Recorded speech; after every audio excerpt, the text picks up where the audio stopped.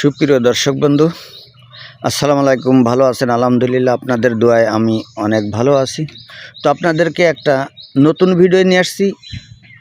কিছু তথ্য আপনাদের দিব আর কিছু দেখাবো আপনাদেরকে যে এই ক্ষতির মাত্রাটা কেমন হয়েছে, ক্ষতি কে বা কারা করেছে জানি না।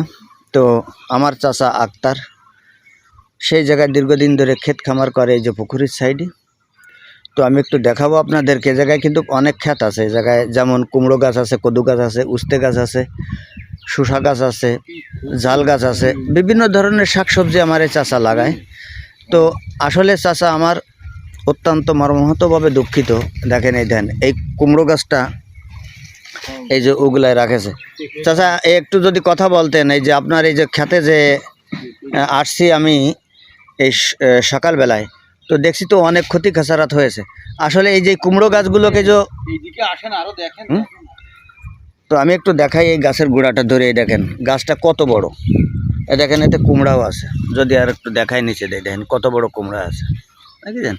এই জায়গায় অনেক গাছগাছালি তুলে ফেলেছে। দেখেন উস্তে গাছও তুলে ফেলেছে। তো আমি একটু সামনে যাই। এই দেখেন এই ধুন্দল গাছ দিয়ে, মানে প্রত্যেকটা গাছ এই দেন অবস্থা দেখেন। তো আমি একটু সামনে যাই, আপনারা দেখলে বুঝতে পারবেন। এই দেখেন লাউ গাছ টোটালে লাশ হয়ে গেছে। হ্যাঁ, জাল গাছ উঠায় রাখছিল, কিন্তু আমার এই চাষা পুঁতে দিয়েছে। এই দেখেন শখের জন্য, দেখেছেন? মানে উঠায় ফেলেছে। এই জায়গায় সমস্ত গাছ উঠায় ফেলেছে। এই জায়গায় কোনো গাছ আর বাকি নেই। যে গাছ উঠায় ফেলেছে, জাল গাছ দিয়ে, লাউ গাছ দিয়ে, কুমড়ো গাছ দিয়ে, বিভিন্ন ধরনের সবজির গাছ উঠায় ফেলেছে। আপনি এখন কি মনে করতেছেন? কাকে টার্গেট করতেছেন বা কাকে সন্দেহ করেন? টার্গেট কি করব, আমার তো আসলে টার্গেটের কোনো কিছু আসছে না। আমি এখানে সবজি ক্ষেত করছি, চাষাবাদ করে খাই, সবাইকে দিয়েই খাই, কিন্তু কে বা কারা করলো এটা আমার কোনো নজরে আসছে না। আমি আমি আমি এখন আমি তো আর দেখি নাই রাতের আধারে কে বা কারা করে গেছে। আমি আমি কিছু তো বুঝতে পারছি না। আচ্ছা, আপনি এখন কি বলতে চাচ্ছেন যখন আপনার ক্ষতি হয়ে গেছে? আমি বলতে চাচ্ছি যে তদন্ত এই ধরনের কাজ করছে তদন্ত সাপেক্ষে আসলে এদের আইনের আওতায় আনা উচিত। এরা তো আরো ভবিষ্যতে বড় ধরনের ক্ষতিও করতে পারবে। এই যে এই চক্রটা যে কারা, এটা কেন করলো, এর একটা বিধি ব্যবস্থা করা উচিত। সাধারণ যারা গ্রামবাসী আছে, যারা আছে, তাদের এটা দেখে এর আসলে একটা বিচার করা উচিত আমি মনে করি। যে গাছে রাত্রে কে বা কারা তুলেছে দেখেন। এই যে বেগুন, এপাশে ঝাল, এপাশে লাউ, বেগুন, ঝাল, মরিচ, লাউ, কুমড়া, পেঁপে, তারপরে ধনের গাছ, তারপর এই যে গোমরি, বেগুন, সব কিছু উঠাই দিয়ে গেছে একদম সব। ধুন্দল গাছ সব, এই প্রচুর ফল ছিল গাছে। এটা যে মানে এটা কল্পনাও আসে না যে এই ধরনের কাজ মানুষ করতে পারে। একটা জিনিস জানেন, বর্তমান মানুষের এই আমাদের এই গ্রামে কিন্তু এই ধরনের কাজ আগে পরে দেখিনি।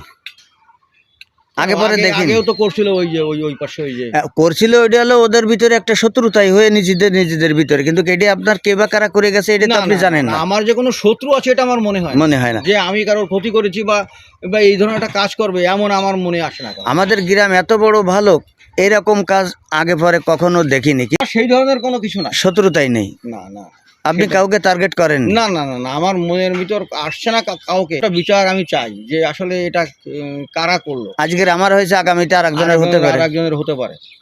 তো আমরা এই জায়গা থেকে বেরিয়ে আসতে পারি না, এরকম একটা সিদ্ধান্ত আপনি নিচ্ছেন যে আসলে ক্ষতি।